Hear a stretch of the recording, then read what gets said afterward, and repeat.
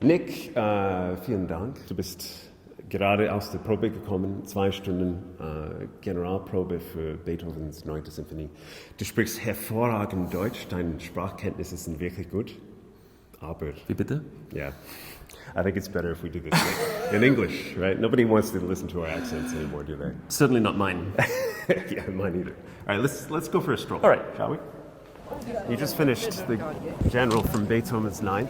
Later in January, you're doing Brahms' 3rd with us. Next week, you're in the last rehearsals for Valkyrie. Is there a big difference for you conducting opera or symphonic works? Or... Yeah, I mean, certainly there's a big difference in your function. When you're on the concert podium, you're really leading everything, guiding everything through from, the absolute driving seat. But when you're in the opera pit, there's much more sort of collaboration with the singers up on stage. They've got an enormous undertaking during the performance as well. They're acting, they're singing the entire roles, sometimes hour-long roles, completely from memory. Yeah. So you've got to sort of be able to accommodate their needs and their sort of their challenges as well. Hey, any idea why there's a giraffe in front of the theater? Well, you'll have to wait till opening night of Valkyrie.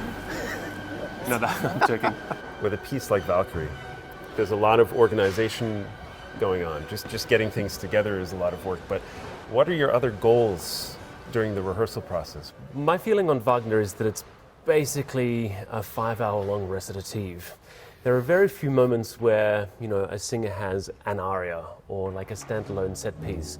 So what we're always trying to work out is get that element of dialogue into the music rather than simply sort of establishing a tempo and then singing it in that tempo. As I was saying to the orchestra last night in our first Sitzprobe, every bar is going to be a slightly different tempo. We can never take anything for granted that, okay, we've established one tempo and that's how it's going to be for the next page. Because every bar has got its own nuance. Every bar has got a question mark or or some kind of a statement that's commenting on the action on stage. You also have to have the element of spontaneity in a performance too, depending on somebody's energy or ideas that they might bring to the performance, might be slightly different from one show to the next. I wanted to ask you, have you been up here yet? I haven't been up to the top, no. I've walked around it plenty of times. All right. And the Christmas market here is pretty beautiful. Unfortunately, that's all gone. It's over, man. Christmas is over. And now just hold that out. Like that's pointing to us now. Okay, just like that. Hold it over the thing. Don't be shy. You can hold the baton very well, but I'm sure you'll be able to hold this. Okay, today, in today's world, going to the opera. Why should people go to the opera? Why should people go to see classical music? I think what we call culture, whether that's art or classical music or dance, is really a celebration of the best of what human beings can do and have done for the past hundreds of years or thousands of years. And so having a repertoire of music, whether we call that classical music or opera, is really having like a bookshelf with some of the greatest books, greatest novels ever written, some of the greatest thoughts and ideas ever penned by a human being.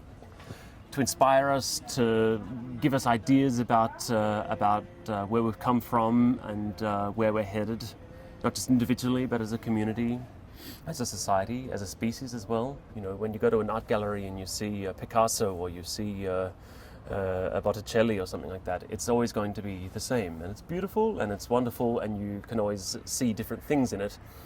But in classical music or in opera, the essence of the work itself is going to be somewhat different between performances. This is what's so great about classical music. It only lives when human blood flows through its veins. And that's what's so addictive about it for me, I find. We as human beings need to remind ourselves of what's great in our spirit and what we can achieve and what we ought to achieve. And that's what great culture, what great music, what great art does. Thanks for the talk in the rain.